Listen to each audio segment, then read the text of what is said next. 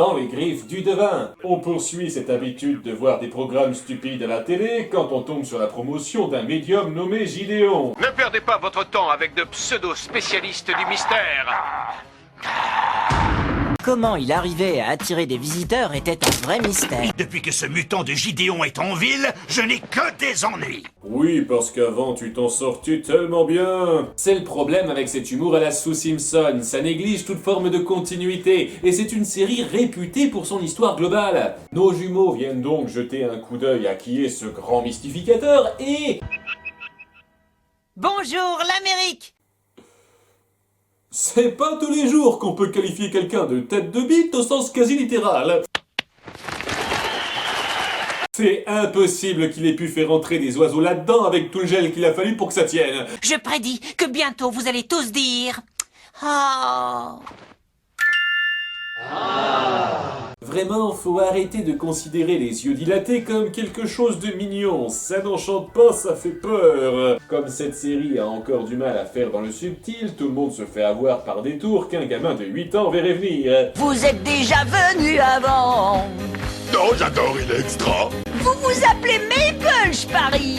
Comment il a deviné? Et vous, je parie que vous aimez bien manger. Bon, j'avoue qu'il n'y a pas que ça. Il joue intelligemment sur son allure de presque chérubin pour amadouer les gens, ce qui cache efficacement le manipulateur qu'il est. On le voit très vite jeter son dévolu sur Mabel. Je sais que nous n'avons pas été présentés, mais depuis la représentation d'hier, j'ai ton rire dans la tête et je ne peux pas l'oublier. Tu veux dire ce rire-là? Oui, il entend encore mes cauchemars. Que dirais-tu d'aller faire un petit tour, histoire de papoter? Tu voudrais voir ma garde-robe? Ça va devenir Barbie et Ken maintenant, cette histoire.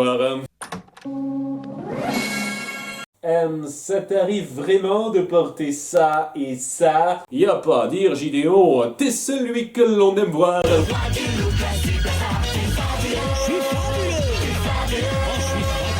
Le courant passe bien entre deux, mais Gideon brûle un peu trop vite les étapes.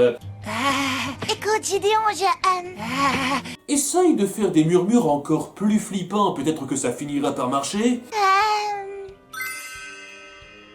Ça n'arrange rien.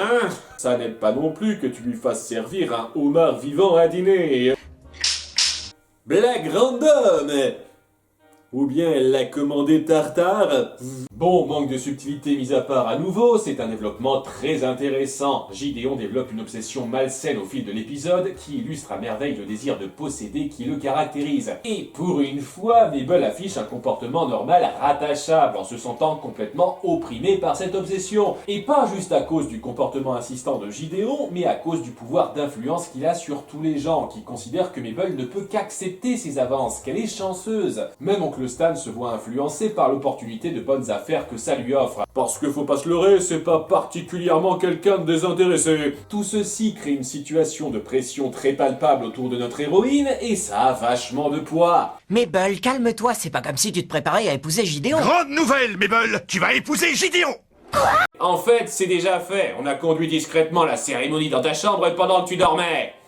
Ça m'aurait pas surpris si ça avait été le cas. Pour aider sa sœur, Dipper se porte volontaire pour annoncer sa rupture à sa place. La pilule ne passe pas super bien. Dipper Bynes, tu n'as aucune idée de ce que tu as fait.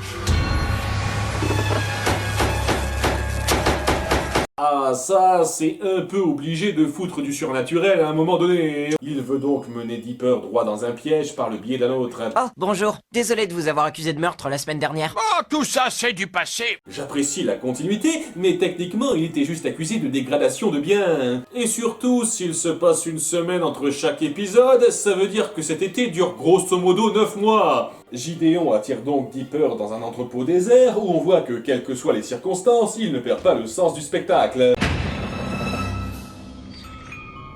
Bonsoir, mon ami. C'est jamais assez satisfaisant pour un grand méchant de simplement attaquer directement les gens par surprise.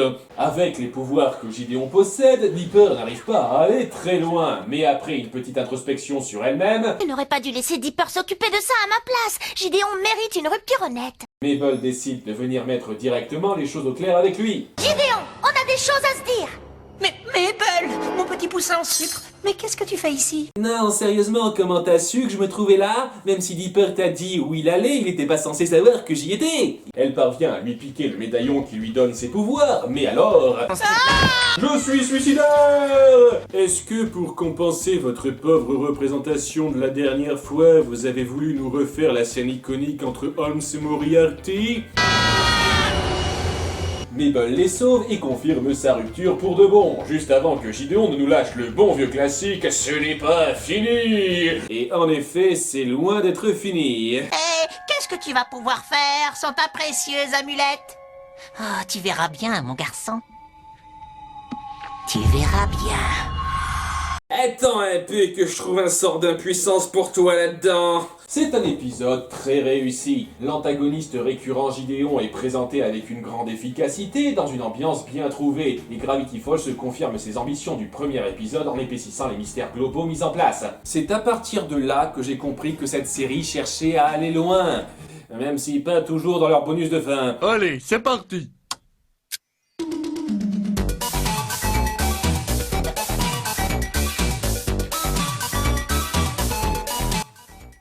Ça n'a aucun sens que ces lumières soient sur le mur quand il lui éclaire le dos.